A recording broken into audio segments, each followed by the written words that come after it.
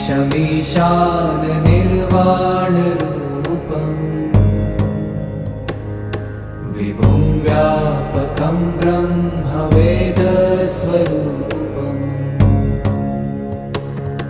निजं निर्गुणं निर्विकल्पं निरीहम्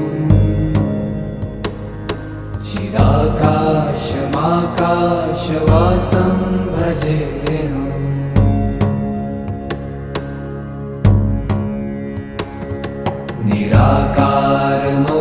निराकारमोङ्कारमूलं तुरीयम्